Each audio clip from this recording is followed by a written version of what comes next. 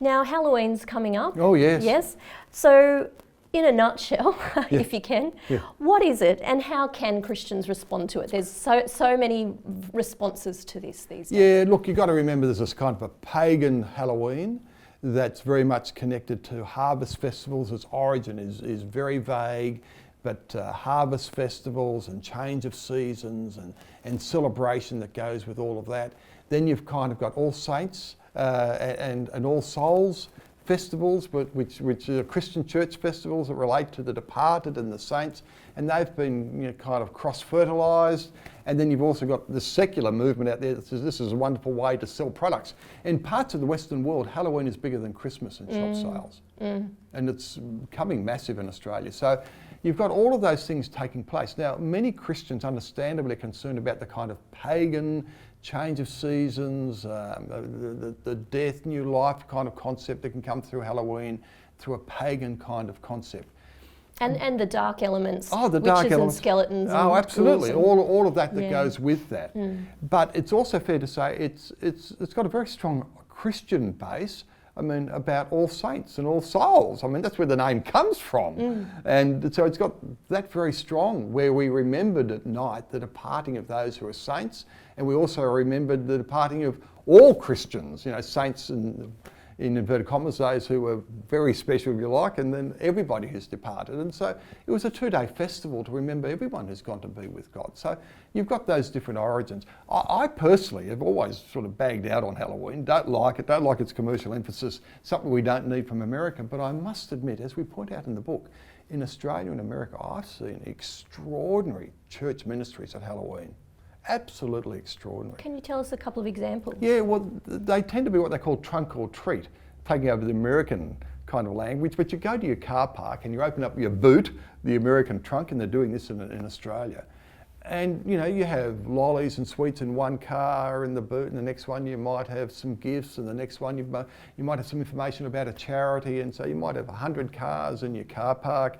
You all dress up as superheroes, you stand by the cars, and then in the church you might have, which is next to the car park hopefully, you might have face painting and pictures and popcorn and fun.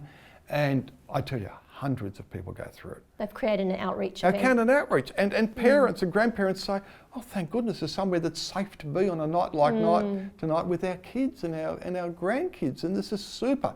So you're not selling your soul, you're picking up some of the Christian tradition, but you're also reaching a community who are looking for an outlet with respect to Halloween. And, the church in America that I was part of, I mean, thousands went through. The whole community went through, and they connected, and they saw their programs. Nothing hard to sell. You could see it. And I'd talk about a case in Australia in a small church where, 25 kids in Sunday school, I think, and they have 180, 200 kids who turn up on that day, and parents, whatever, and the whole community saw it as a blessing. And someone in the church said to the pastor, what happens if someone turns up as a witch? And he said, we'll love them. If a kid turns up as a witch, we'll love them, but by the time they finish, they'll find Jesus, through the process of connection. So, I mean, Halloween's a mixed bag. I think, most of us don't love the particular ceremony of Halloween, but we've got to respond to it. I mean, Scripture Union in England has light festivals where they just put lights on it and gather the people around, a whole sense of light and festivals of light, and do something altogether alternative. We talk about an Australian who had a Halloween, where she got people up with halos and dressed as angels and all sorts of alternatives. I mean, what a creative time for the church to be alive and to minister. So you can kind of go, poo-poo, no, we're closing the door, nothing to do with you, Or you can say, okay, something's happening here. Most of the community dabbling have no idea what's going on. They have no connection to anything. Why don't we give them an alternative, which is wholesome, pure, good, where we can connect them to Jesus? My gosh, let's go for it. Let's turn the day around. The early church did it with Christmas and Easter. Let's turn Halloween back to what it's meant to be, a remembrance of those who've departed to be with Jesus.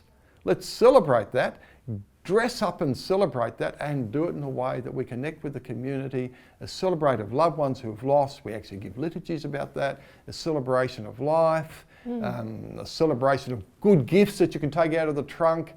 celebrating fun. Yeah, people love to dress up today. Adults love to dress up today. Dress up as your superhero, face painting, Yep. you name it. Yeah, The awesome. community will love you for it. We Yeah. don't